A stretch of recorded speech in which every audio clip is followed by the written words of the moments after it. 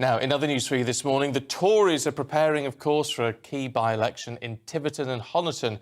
And the Prime Minister, as we know, is facing a bit of a backlash over many things. But something else has added to it now.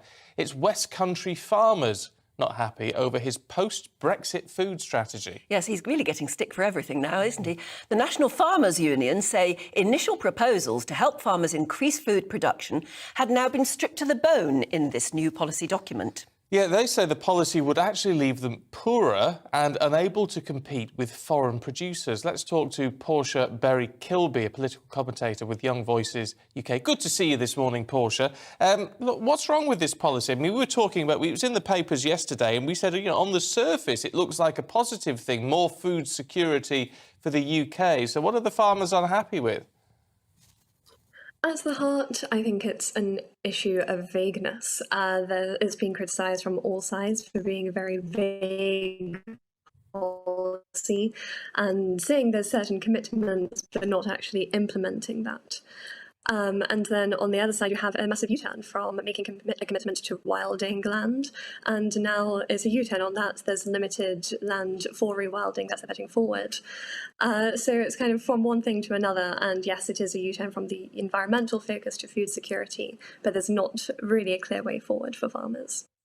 So, in effect, what Boris has done by watering down the policies of which he was so proud after COP26 is he's angered both the environmentalists because he hasn't gone far enough with his environmental policies, and he seems to be angering the farmers as well, who's saying it's just not realistic anymore.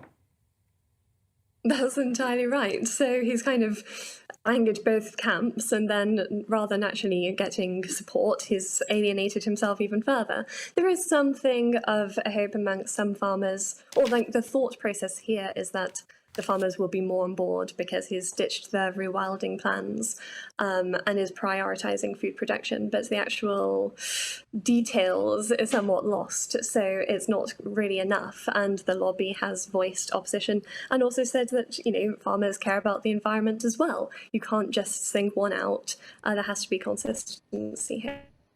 It is part of the issue that with the rewilding policy, farmers will be getting a subsidy for, in effect, leaving land alone. And now it's going to involve them sort of reusing that land and actually getting back to work again. And not that farmers don't work very hard already, don't get me wrong. But growing more of our own fruit and vegetables as well. Entirely that. And they were going to redesign the subsidy so that there was a third given for certain environmentally friendly methods and sustainability methods, and more given to rewilding and that sort of thing. So, you know, if you're making a long-term strategy on a farm, which is necessary and you have to do, this has suddenly been scuppered. There's been collaboration efforts to kind of unite land with nearby farms to give that over to rewilding projects. And now this has all been kind of put at a standstill. And there's been, I think there'll be 15 applications approved for rewilding. They've already had 50 applications. And that obviously takes a lot of time and planning on the farmers' parts. And thinking that that would be guaranteed income, for that to just be kind of done away with. It's gone from £800 million budget to 50 million, which is a huge decrease. But that said, I think some farmers will be happy because now they can.